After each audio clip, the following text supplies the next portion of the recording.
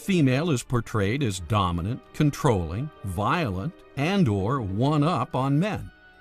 3. The male is portrayed as aloof, feminine, overly sensitive, and/or cheating. 4. Somewhere in the family, at least one of its immediate members must be a lesbian, gay, bisexual, or a women's liber. Often, attributes are mixed in various proportions, and even mixed with a touch of schizophrenia, as males and females swap roles in fluorescence. Same-sex marriage does not give you the balance of having a mother and a father so that you can learn different skills from them and you learn different personality types from them. By abolishing that, children are adrift. Through endless repetition and media dissemination, androgynous elements are institutionalized as legitimate and eventually normal. Cultural pessimism has been taken to a whole new level. Complete tolerance for dysfunctional social structures and inefficient economic units. Proof that Christian values do not work. Schools should be completely operated by parents. They should be in control, and therefore the parents can determine what values are taught to the students. If the school doesn't teach the values that that parent wants taught to their children, then they can take the child out of that school and put him in another school which does teach those values. The Supreme Court has been converted into a fighting ally of secularism in the wars against traditionalism in the United States. With the success of cultural Marxism, hundreds of millions of nuclear families have been destroyed since 1965. This has contributed to or caused the decline of the middle class. Next will be the destruction of American capitalism, unless the effects of cultural Marxism are recognized and handled. There is a revolution coming. It will not be like revolutions of the past. It will originate with the individual and with culture, and it will change the political structure only as its final act.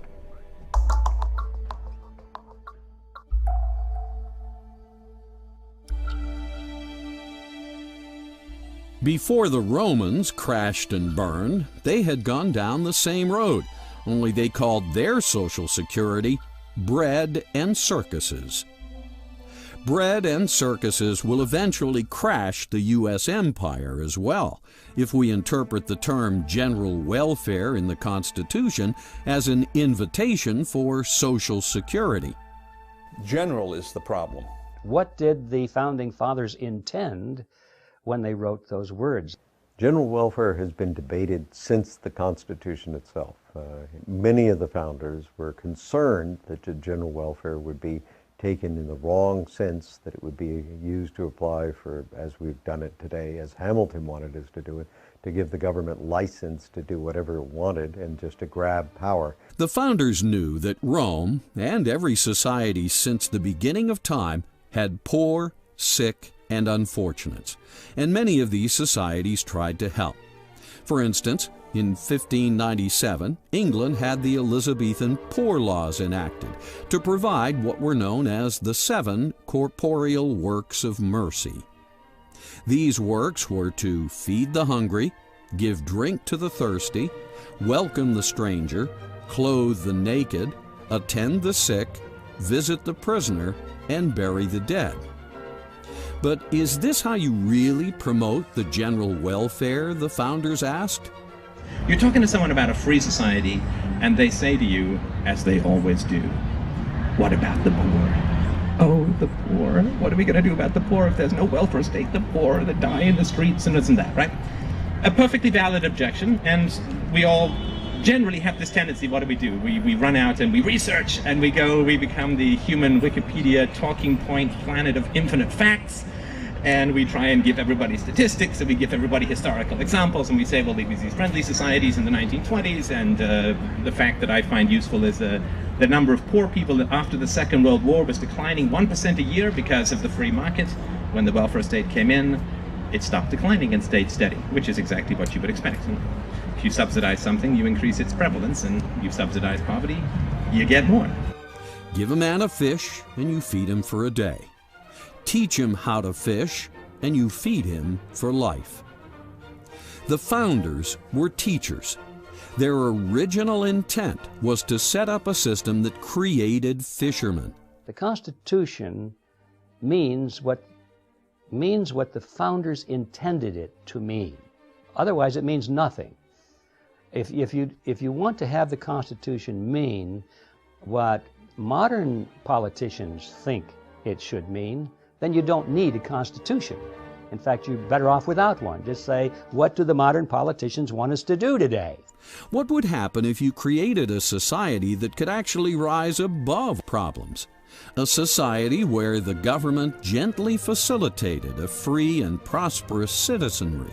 A citizenry so successful there were no hungry, there were no sick or poor, there were no criminals. You could take the Department of Education, the Department of Housing, and any number of these national departments and defund them to zero and send out the funds to the states in block grants, which would eventually go down to zero, and get rid of most of the federal government. The federal government still has a responsibility of national defense. The Justice Department's needed, the State Department's needed, the Treasury Department are needed, but many of those other departments should be defunded rather than have the politics of the federal government imposed upon the nation. The founders wanted to set people free from the system, or the matrix. That's what liberty is all about. They wanted general welfare to be the result of a self-governing, productive society. They wanted general welfare, not welfare in general.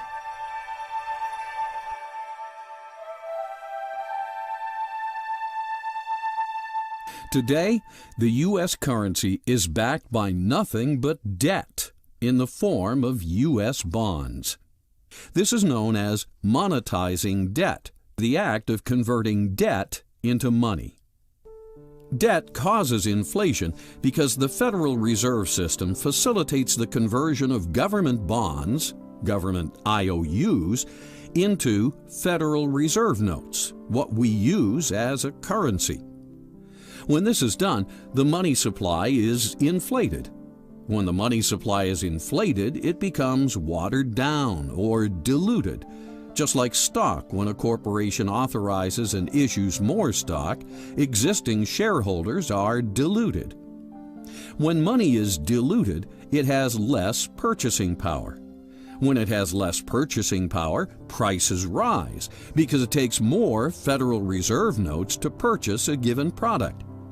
When prices rise, it has the effect of a tax. Inflation is therefore a hidden tax. If you can delay the payment and hide the payment, that is, borrow money or print money, those who really pay the price are hard to find. They're usually the poor people in the middle class.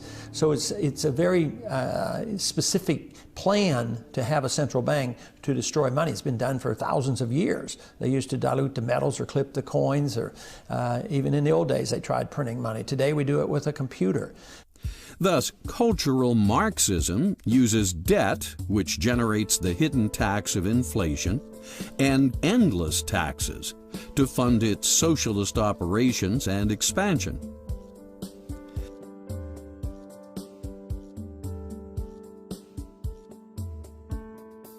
As far as fractional reserve banking is concerned, that's a problem of fraud. That is, fractional reserve banking is where the bank generates more paper currency than it has, say, gold and silver reserves on a specie standard. And it can really generate as much paper currency as the market is willing to bear, as long as the market has some credence that the bank will pay. And what tends to happen is that the banks overexpand. They play too many of those cards, and at a certain stage the market says, no, there's too much money out here in terms of real resources, and you get what's called a bank run. People come back to the banks and will make good on these promises. The banks can't do it. You have recession, depression, what have you, the whole credit structure drops. Now, if that kind of a system were fully disclosed and everyone knew how it was working, my anticipation is that there would be very few fractional reserve banks. The framers of the Constitution were quite aware of the liabilities of bills of credit and fractional reserve banking. And this is why Article 1 states, "No state shall make anything but gold and silver a tender in the payment of debts." And, quote, "No state shall emit bills of credit." The Federal Reserve System should be abolished. It was not authorized in the Constitution, therefore we shouldn't have it. But I take a sort of a moderate approach to doing it because there's a lot of people who depend on the system today, and I wouldn't close it down in one day, but I would legalize competition, allow gold and silver to circulate as money, take taxes off gold and silver so you didn't have to pay sales taxes or capital gains taxes, and let the people transition over to gold and silver. Since 1976, we weren't even allowed to own gold. And then later on, we got the American Gold Eagle. So we're moving in that direction. But we need to go a little bit further to legalize contracts in gold.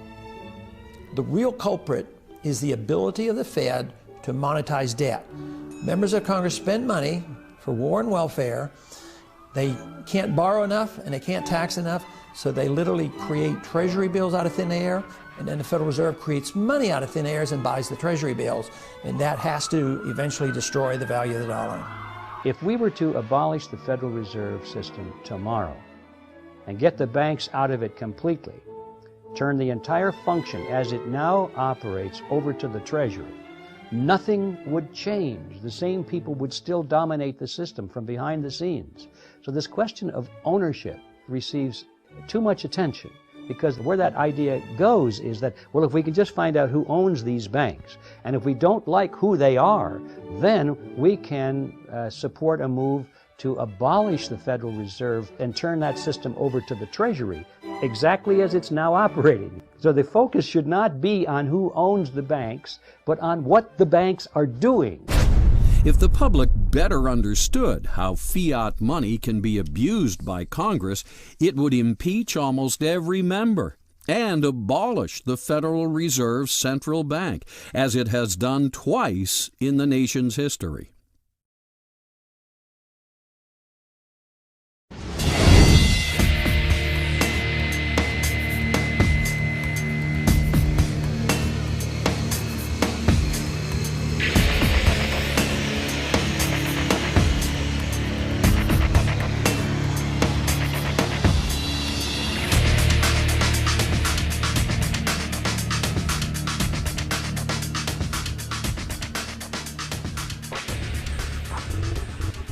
Like the Federal Reserve System, the Congress has been further distorting the letter of its constitutional responsibilities by delegating its power to declare war to another entity, in this case, the President. One of the great problems the country faces is the cowardice of the Congress of the United States as an institution. It has allowed the President to usurp the war-making power. Where does Congress get authority to delegate the responsibility to declare war to the President? It's not in the Constitution. This delegation sounds more like an evasion of responsibility for political expediency than the original intent of the founders. It has resigned its authority. It is frightened of exercising its authority. It does not want responsibility. It does not want accountability. Article 1, Section 8 clearly states, Congress shall have power to declare war, to raise and support armies, to provide and maintain a navy, to provide for calling forth the militia. People such as George Washington, Nathaniel Greene, the leaders of the Army, didn't think much of the militia. The militia came for 30, 60, 90, 180 days, and then when their enlistment time ran out, they went home. They didn't have to stay. They came with sort of an oddment of firearms. Typically they were firearms that didn't entirely fit the Army pattern. They had different calibers, logistics problems arose. The men weren't clearly not as well trained as the regular soldiers. They had a tendency to break when the British charged them with bayonets, for instance. So people like Washington, who was obviously very influential at the time, didn't have a particularly good word to say about the militia. So one would have thought when the Constitution was drafted, the Founding Fathers would have left the militia out. We don't need this. Hadn't proven to be that effective. Or they might have said, well, Congress or the states can set up a militia if they want to, but it's discretionary. Depends on circumstances. They did the exact opposite. They recognized the existence of what they called the militia of the several states at the time. It's constitutionally recognized. And then the Second Amendment comes along and says it's necessary to the security of a free state. So I would say the Constitution makes it absolutely clear that those entities, because there's not one entity, there should be one in every one of the states, is a key structural element of the Constitution. And why? Well, it's because ultimately, who's the militia? It's the people. With every shooting on a college campus, the cultural Marxist indoctrinating mainstream media never mentions the true source of the problem, the disintegration of the family unit. Instead, the media pushes the socialist agenda of removing citizens' Second Amendment rights. Let's go to the Second Amendment, which says a well-regulated militia being necessary to the security of a free state. The right of the people to keep and bear arms shall not be infringed. Just take the first clause. A well-regulated militia being necessary to the security of a free state. Stop right there. That's the only place in the Constitution where the Constitution says that anything is necessary for any reason. The Constitution doesn't say Congress is necessary, the President's necessary, the Supreme Court is necessary. It doesn't even say the states are necessary. It says a well-regulated militia is necessary to what? To the security. Well, not just any kind of security, but the security of a free state. And that's the sole purpose of the Constitution in toto. The way that the United States was set up originally was that the defense of the nation was to be primarily the responsibility of the states. They were to create militia drawn upon able-bodied American citizens within the state. They were to provide their weapons and their training and their leaders.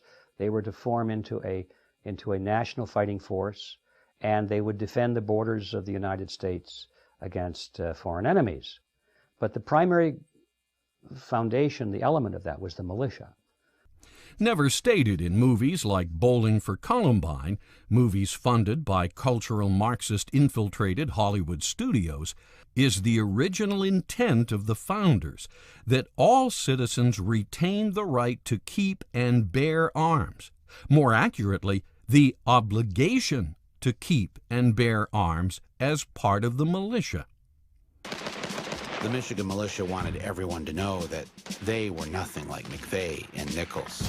This is an American tradition. It's an American responsibility to be armed. I'm sure you guys are the kind of people that people would like to have as their neighbor. As the Constitution tells us, a well-regulated militia is necessary to the security of a free state. Now, some people may disagree with that, and my response is, well, that's a personal opinion. The law is otherwise. Right? The law tells us that this is the principle on which we're supposed to be operating. You don't like that, amend it. If it's there, enforce it. If you don't enforce it, there will be some consequence, because the Constitution is, how shall I put this? It's an integrated document in the sense that all of the parts were designed to function with all of the others simultaneously. And if you look at it, there are several pillars to it. There's, of course, the federal government, the Congress, President, and the Supreme Court. There are the states. There are the people as electors. And then there's this group of entities called the militia. And read the Constitution through and you'll see they're essentially all on an equal plane. They all fit into this structure. Well, if an architect designs a building with 5 support columns, it's probably because he believes every one of those is necessary. You knock one of those out, or you allow it to decay, and you can pretty much expect that that building is not going to be stable over the long term. Certain kinds of shocks affect it, it's going to come down. Same thing with a governmental structure. Governmental structure was designed in such a way that the people were supposed to play an important role in maintaining political power of military force. Instead, the Frankfurt School's agenda of injecting cultural pessimism into society continues. Robberies, murder, fires, and now escalating school shootings all contribute to the cultural pessimism and the misguided justification of disarming the citizens. But if citizens ever allow cultural Marxists, such as the Michael Moores of the world, to ban ownership of guns, they will make a grave mistake. These guys that created the American Constitution, the American Republic, were looking into the future, and they were concerned about our own government becoming despotic. They could see that. They talked about the possibility of that. How do we prevent that from happening was a major issue of discussion. And they said one of the ways is to make sure that we don't give them a standing army, and the other way is to make sure that the local population was armed. Because if you've got every man, able-bodied man in the country, and women too, armed and knowing how to use a weapon and under training and with their local squad leaders and so forth, their own commanders, there's no government that's in the United States that's going to turn against them. So they were very wise. And today, people laugh at that concept, but now that we're losing our liberties, I think the laughter is dying down pretty rapidly. By order of the City of Pittsburgh Chief Police, I hereby declare this to be an unlawful assembly. I order all those assembled to immediately disperse. You must leave the immediate vicinity. If you remain in this immediate vicinity, you will be in violation of the Pennsylvania Crimes Code. If you do not disperse, you may be arrested and or subject to other police action. I order all those assembled to immediately disperse. You must leave the immediate vicinity. If you remain in this immediate vicinity, you will be in violation of the Pennsylvania Crimes Code, no matter what your purpose is.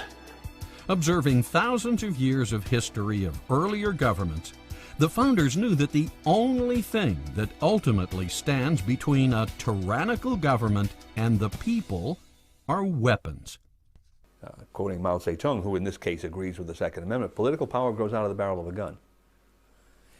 Where the source of political power is to be is where the gun is. Ultimately, that's the bottom line of force in government, right? That's what government is, the application of force. If the application of force is given to some elite group, they're in control. If the application of force is given to the people, they're in control. If you want a free state, a self-governing state where we the people do the ordaining and establishing, who has to control the ultimate body of force? It's the people themselves. And that's not a professional army. That's not a standing army. That's something the Founding Fathers were very much concerned about. They didn't want a standing army. They thought that a standing army was perhaps one of the most dangerous things you could imagine, because if Washington, D.C., they said if they were to have a standing army, you know what they're going to do with it? They're going to use it. They're going to use it for something. If you get a bunch of soldiers sitting around training, you're going to use them. And they didn't want that, except in a defensive mode. If people read the Constitution, that it's not even in a time of war, you have a standing army. When there's no war, you have to abolish the standing army within 18 months. You can have a navy, but no standing army. Also, never forget the instrument that literally authorized the U.S. Constitution and freed all Americans from oppressive European rule was the Declaration of Independence. This sister document states that whenever any form of government becomes destructive of certain ends, such as the right to life, liberty, and the pursuit of happiness, it is the duty of the people to alter or abolish it. Alter it means to vote out those who aren't following the Constitution. If such politicians, over time, or unbeknownst to the people, reconfigure the government in such a way as to usurp the rights of the people, then the only choice left is to abolish the government. So they were acting within the law when they stood on that green, and they believed that General Gage was outside the law. He was an outlaw, that regular army. And that's why they didn't throw down their arms that day. And they opened fire on them. Now, one doesn't like to think of that as being something that we want to face here in this country. But there are many other problems prior to that that the militia would deal with.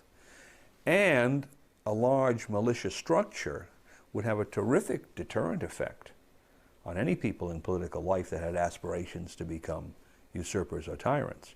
It's pretty hard to overcome a country when 60 or 70% of the people are organized, armed, and trained. The Second Amendment states that the people, as and through their militia, have the right to keep and bear arms, and this right shall not be infringed.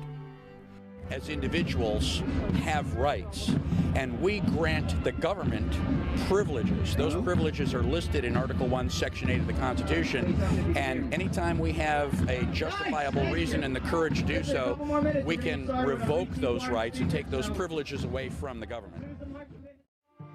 This means that a well-regulated militia consisting of the people, not some distant bunch of federal professionals, has the right to keep and bear, meaning own and keep on their person, guns and arms, short for armaments.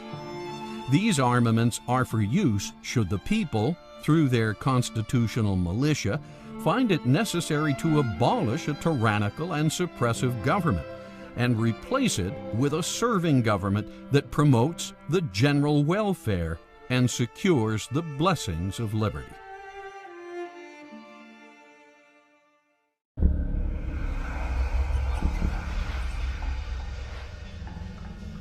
Unfortunately, negative influences have crept in.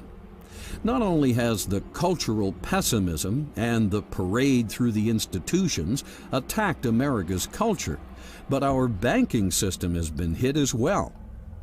The Federal Reserve, set up by banking architect Paul Warburg, is a European-style central bank, complete with all the inherent problems of the old world. Banking principles diametrically opposed by the founders.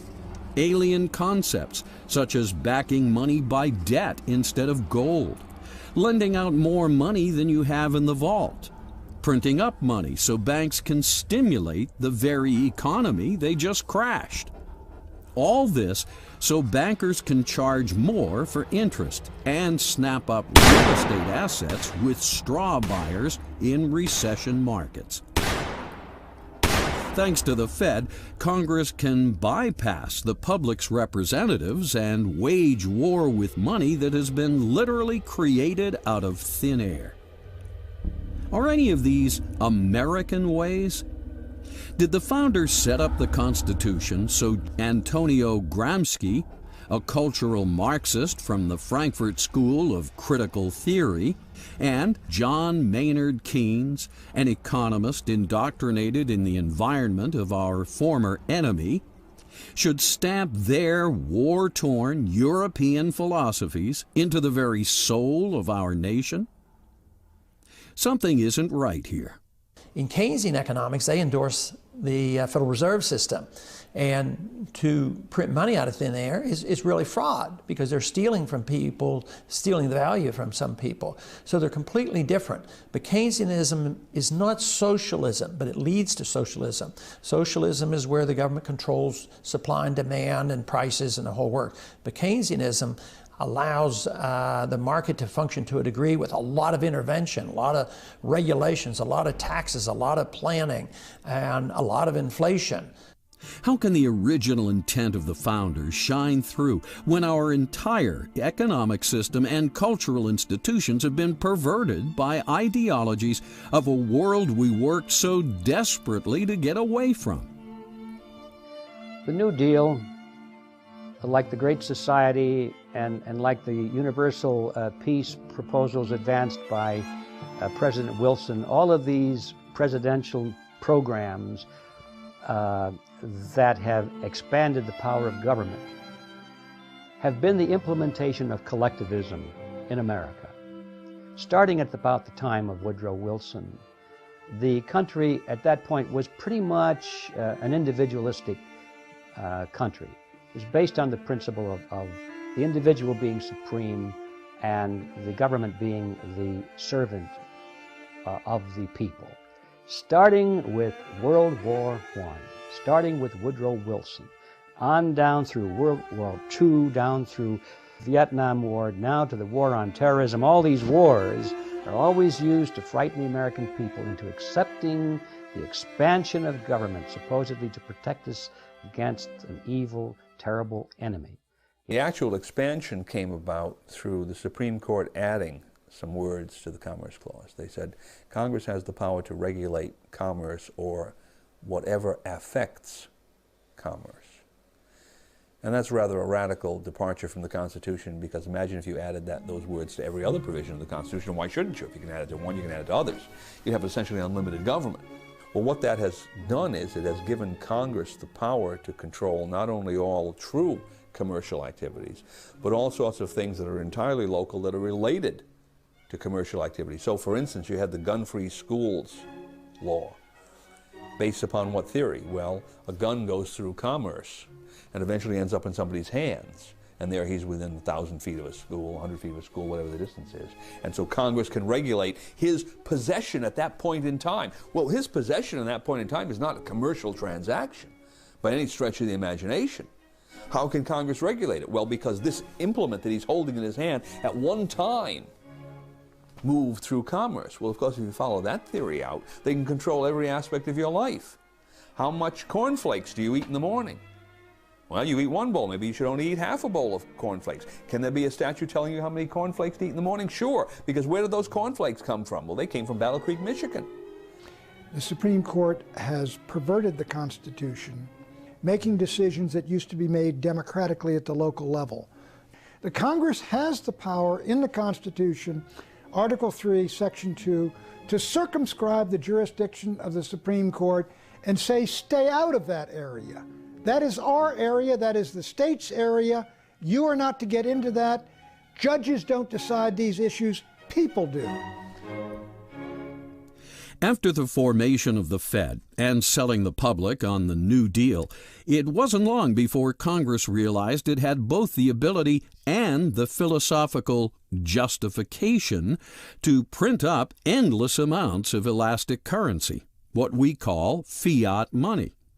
It also wasn't long before Congress realized it needed more and more money in order to service the growing addiction of socialist benefits under Roosevelt's New Deal. The Federal Reserve, when it came in, aggravated all the worst problems of the economy. It's aggravated and caused the Great Depression. It's aggravated and caused the last depression, and it will continue to cause more depression. Before the Federal Reserve, every economic system has ups and downs, but they corrected themselves much more quickly, and they corrected themselves because people had the freedom to shift their attention, to be able to create solutions to the problem, and to be able to exercise their God-given wisdom and intelligence to be able to do business with each other. Ever wonder why congressmen were so eager to sacrifice tariffs for NAFTA's free trade? It's because tariffs don't amount to much when Congress can print up all the fiat money it wants through the Federal Reserve System. Yes, monetizing endless fiat money was the answer opinion leader economist John Maynard Keynes suggested to Roosevelt in his 1933 open letter. John Maynard Keynes. I lay overwhelming emphasis on the increase of national purchasing power resulting from governmental expenditure, which is financed by loans and is not merely a transfer through taxation from existing incomes. Nothing else counts in comparison with this. By these words, Keynes, the most prominent economist of the time, laid out the philosophic rationale for endless government borrowing and endless government spending of fiat money. Roosevelt bit. And now we're addicted. We're addicted to the programs, and even the banking system is addicted to ever-increasing the money supply and artificially manipulating interest rates low. And on the short run, it does seem to help. Just recently, the Fed pumped in $200 billion and the stock market loved it. But in time, when everybody knows they created $200 billion of new money, the value of the dollar goes down, which has happened since then. Keynes knew exactly what he was doing. No two men did more to destroy the original intent of the founders and set the groundwork for the cultural Marxism and corporate fascism that was to later flourish as competing totalitarian ideologies, hell-bent on destroying a self-governing republic that sought to practice true free market capitalism. You can go back to a gold standard, say, of 1,000 an ounce. But what do you do if they keep spending and spending and borrowing and borrowing? People suddenly realize that these dollars aren't really worth that much gold, and they will demand the gold. Sounds to me, given the state of affairs we're in today, well over $10 trillion in debt, immersed in perpetual wars, getting more secular and socialist by the minute, fascist multinationals dominating Congress, that we have allowed serious corruption to seep into the American experiment. We may think we won our independence from Europe, defeated communism and Nazi fascism. But did we? We have traveled the road to totalitarianism almost to the very end. Austrian free market economics is really the answer, and that's the system that we should be following. And more or less, even though it was not known at the time our country was founded, it was more or less classical economics and classical liberalism that was very close to what the Austrians teach today. Tragic that wine-drinking, pot-smoking, angle-challenged baby boomers would so recklessly thwart the wisdom of the Founding Fathers by allowing their banking system and economy to be so influenced by European financial philosophies. Philosophies that over the past century have created a living hell of endless wars and empires, as we have seen. The intent of the founders was to establish a nation that was different from the ways of Europe. And they did. The United States is different.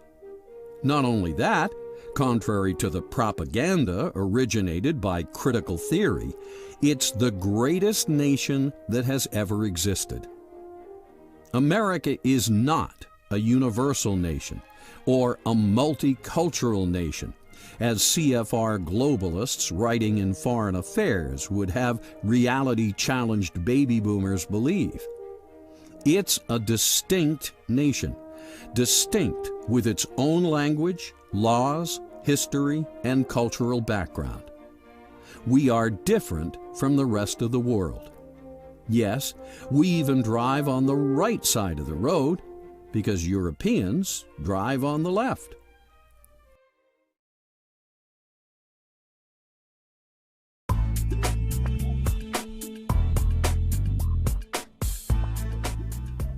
So how come the media seems oblivious to all this? The media that's looking out for the folks never discusses fiat currency, cultural Marxism, media consolidation, Keynesian economics, NAFTA, GATT, WTO, or multinational corporations in any sort of critical way? How come the mainstream media downplays people who protest against free trade, the World Trade Organization, or call for protective tariffs? We do a detailed economic study of the box office called our Report to the Entertainment Industry, where we get the studio heads to come. And the studio heads have been moving toward more movies with faith and values. Every one of the 6 major studios have started a division to do movies with faith and values. Where the most erosion of values and the greatest attack on values is occurring is the independent film market. Independent films, you tend to have a lot of anti-American films, a lot of anti-faith and values, a lot of anti-Christian films, and they do not do well at the box office. Within the television industry, you find more of an attack on faith and values, mainly because the television industry is not focused on the vote. You see, in movies, each person votes for their movie. They know that they have to appeal to who's going to vote for them at the box office. You have to separate out the movie industry, which seems to be moving counter to much of the other media. How come the mainstream media acts as an apologist for multinational corporations and fails to take a deep look at the endless expansion of government or its secret partnerships with members of the military-industrial banking complex? Instead, all we see is endless programs threatening the world with U.S. military might.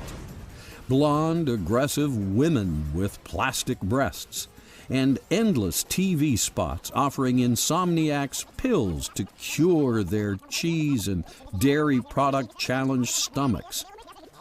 Seems to me, to get away with all this cultural Marxist propaganda, the media must be in on the deal, systematically avoiding certain issues, narrowing the spectrum of speech, redefining words, spinning events, and ignoring, invalidating, and/or blackballing any author, filmmaker, or candidate that speaks the truth.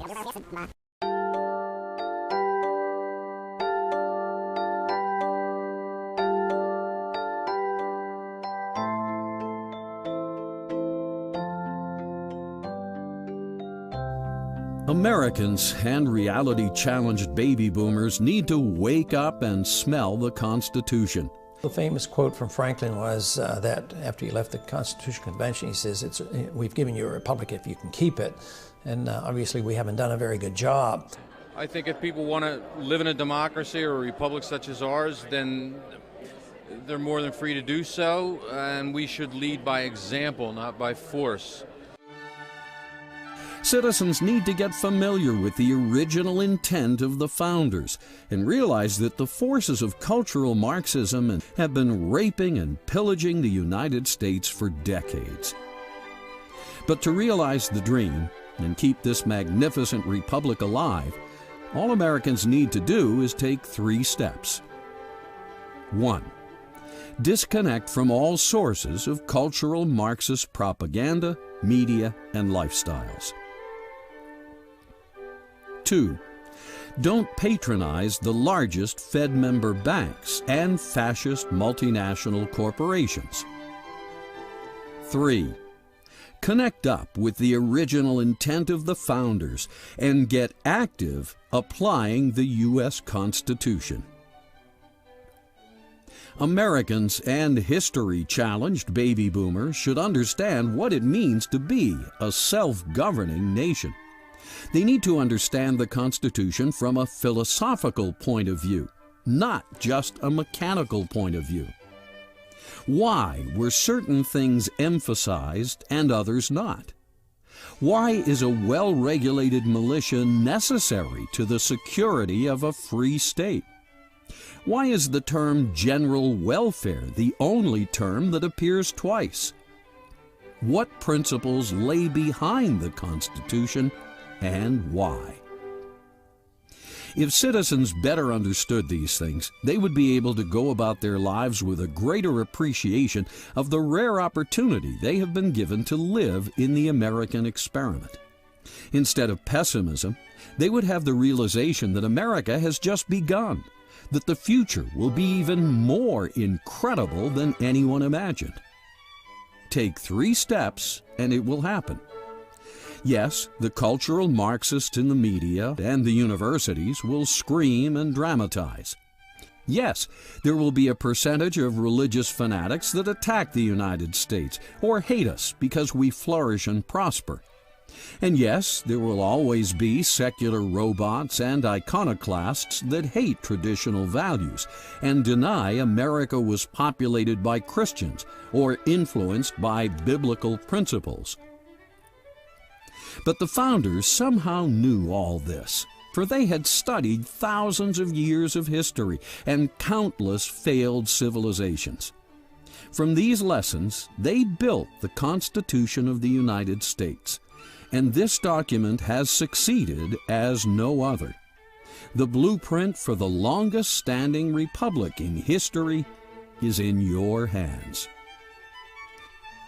Eventually, even the cultural Marxists, the corporate fascists, the Islamic terrorists, and our current special interest-dominated Congress will see the light and become part of the general welfare.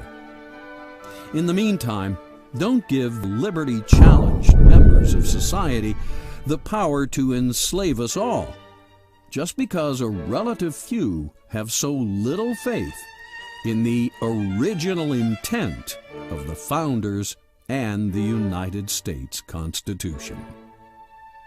The Constitution of the United States represents no threat whatsoever to our form of government.